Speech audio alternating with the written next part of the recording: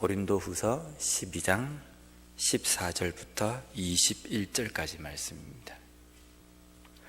오늘 본문 말씀을 보면 사도 바울이 고린도 교회를 향한 자신의 마음, 고린도 교회 성도들을 어떻게 생각하고 있는지에 대해서 표현하는 중에 나는 여러분들을 자식처럼, 자녀처럼 생각합니다 라는 그런 표현을 쓰고 있습니다.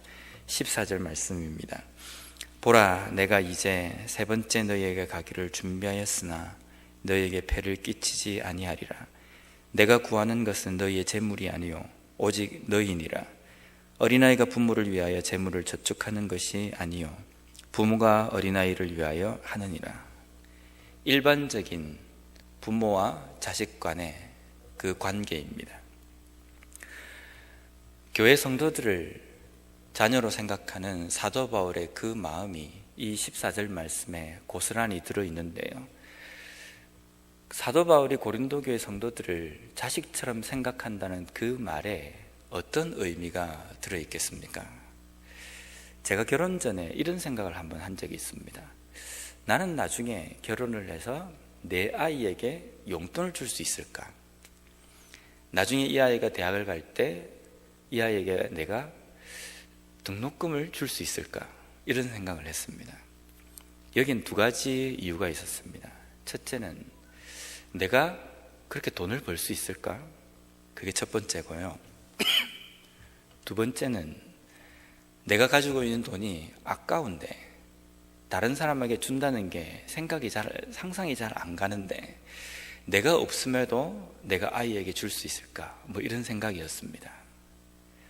근데 결혼을 해서 아이를 낳아보니까 제 지갑에 돈이 없지만 아이가 돈을 달라 그러면 제가 그거 갖고 되겠나? 내가 좀 더 줄게 라고 이야기하는 저 자신을 어느덧 제가 보았습니다. 부모가 자식을 위한다는 그 마음은 비록 내가 못 입고 내가 못 쓴다 할지라도 자식에게는 좀 더 많이 풍성하게 주려고 하는 것이 부모의 마음입니다. 얼마 전에 저희 부부가 결혼기념일이라서 아이가 결혼기념을 축하한다고 머그컵 커플로 저희들에게 선물을 하는 겁니다.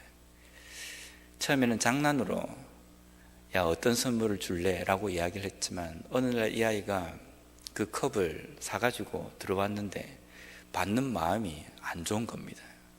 왜 안 좋냐면 너무 부담이 되는 겁니다.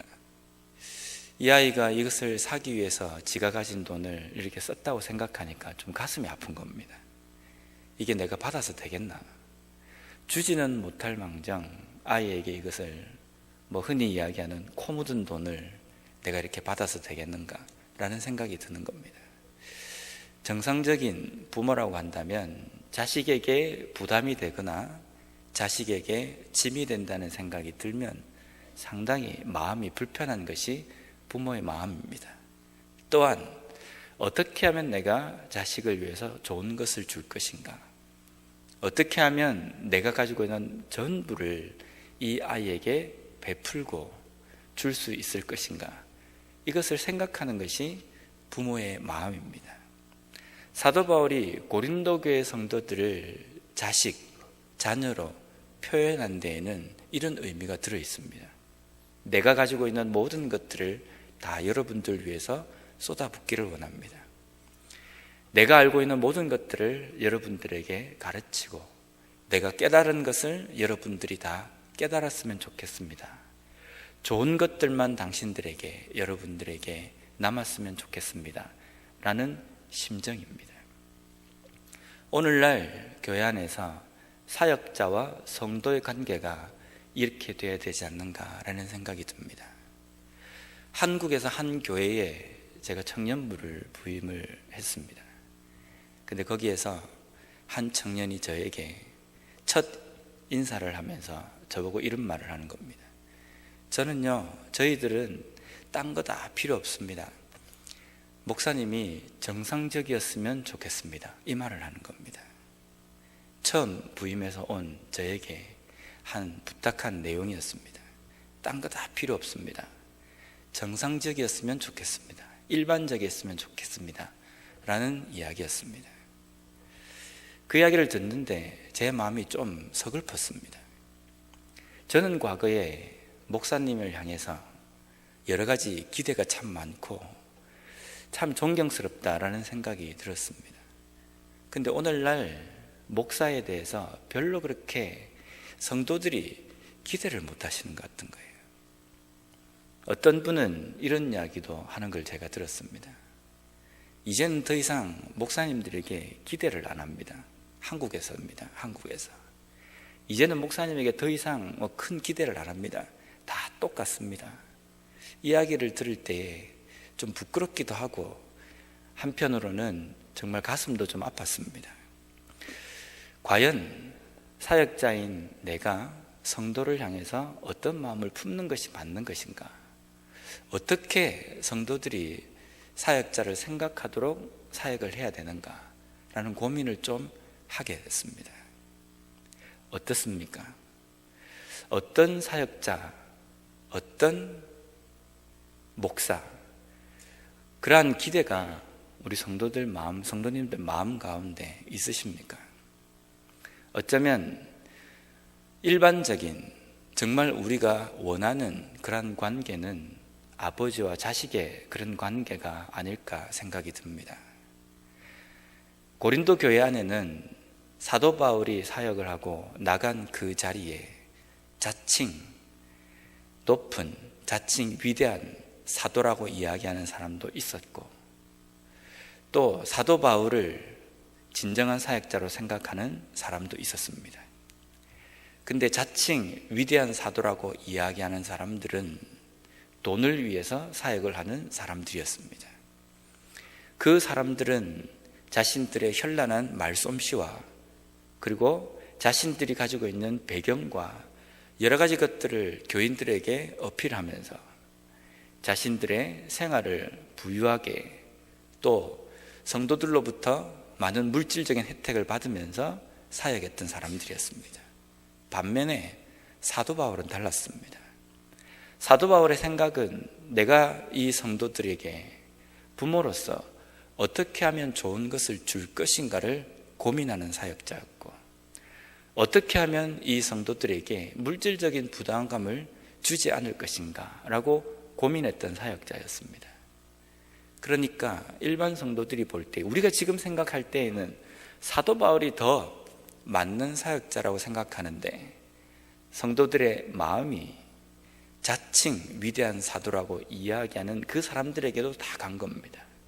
현란한 말솜씨와 여러 가지 배경과 이러한 것들 때문에 마음이 거기에 쏠리고, 오히려 사도 바울에 대해서 이 많은 사람들이 그의 사도직에 대해서 여러 가지 안 좋은 소리를 하는 그 이야기에 현혹이 되어서 사도 바울의 존재나 사도 바울의 사역에 대해서 의심하는 그러한 분위기가 고린도 교회 안에 가득 찼었습니다.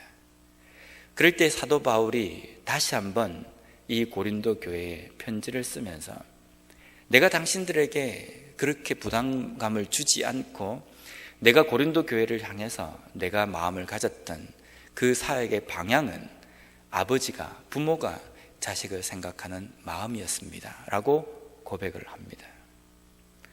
오늘날 이러한 관계가 교회 안에서 지속이 되었으면 좋겠습니다. 사역자에게 기대하는 것도 있고, 기대하는 것만큼 성도님들이 잘 배우고 잘 깨달아서 온전한 그리스도인으로 성장되는 것, 그것이 교회 안에서 바람직한 모습이라는 생각이 좀 들었습니다. 다시 한번 사도 바울은 고린도 교회를 방문할 계획을 세웁니다. 근데 고린도 교회를 방문을 했을 때에 내가 걱정이 되는 것이 한 가지가 있습니다 라고 하며 20절 말씀과 21절 말씀을 기록하고 있습니다. 제가 한번 좀 길지만 한번 읽어보겠습니다. 내가 갈 때에 너희를 내가 원하는 것과 같이 보지 못하고, 또 내가 너희에게 너희가 원하지 않는 것과 같이 보일까 두려워하며, 또 다툼과 시기와 분냄과 당짓는 것과 비방과 수군거림과 거만함과 혼란이 있을까 두려워하고, 또 내가 다시 갈 때에 내 하나님이 나를 너희 앞에서 낮추실까 두려워하고, 또 내가 전에 죄를 지은 여러 사람의 그 행한 바 더러움과 음란함과 호색함을 회개하지 아니함 때문에 슬퍼할까 두려워하노라. 고린도교 성도들과 거리상으로 떨어져 있는 사도 바울이 다시 고린도 교회를 방문할 계획을 세웁니다. 세 번째 계획을 세우는 겁니다. 내가 다시 당신들을 가서 얼굴을 보며 대면하고 만나기를 원합니다. 근데 한 가지 두려운 것은 내가 그때 언제 당신들을 방문하게 될지 모르지만 지금 현재 내가 이 편지를 쓰는 이 마음대로, 이 마음가짐으로 지속적으로 내가 변하지 않는 사역자로 당신들에게 남기를 원합니다. 지금 내가 당신들에게 이야기하는 그러한 사역자의 자세가 저도 인간이기 때문에 흔들리지 않고 끝까지 부모의 마음으로, 아비의 마음으로 성도를 생각하며 기도하고 마음적으로 어떻게 가르칠 것인지를 고민하는 변하지 않는 사역자의 모습으로 남기를 원합니다라는 사도 바울의 다짐이 여기에 들어 있습니다. 사역자도 사람입니다. 그래서 매일매일 마음 가운데 다짐하고 자신을 돌아보지 않으면 조그만 환경의 변화에 의해서 마음이 타협할 수도 있습니다. 그래서 사역자를 위해서 계속 기도를 하셔야 됩니다.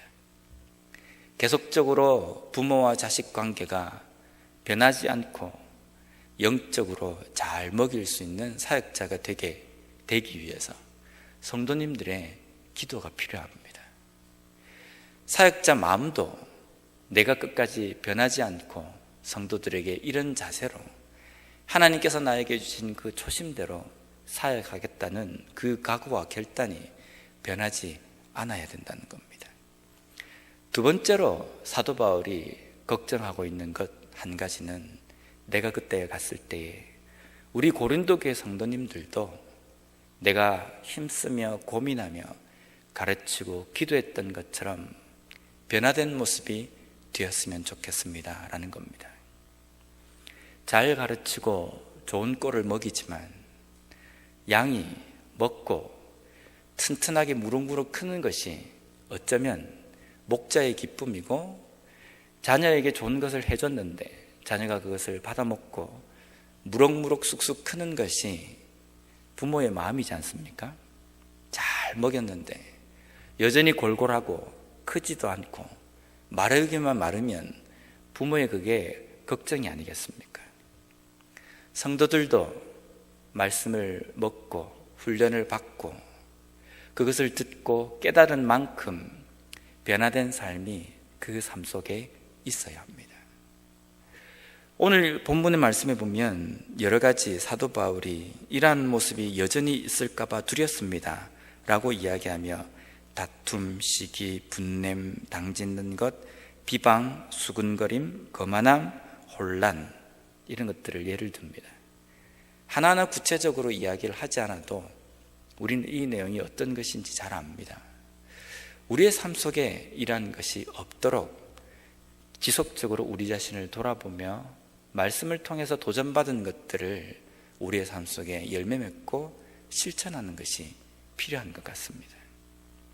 세 번째로 사도 바울이 두려워한 것은 고린도 교회 안에 교회를 어지럽게 한 고린도 전서에 기록되어 있는 세상적인 여러 가지 안 좋은 문화들을 들여와서 교회 안에 퍼뜨린 암과 같은 존재인 사람들을 치리를 한 적이 있습니다. 그래서 그 사람들이 회개를 했습니다. 근데 그 회개한 사람들이 지속적으로 돌이킨 그 삶에 쭉 걸어갈 수 있기를 바란다는 겁니다.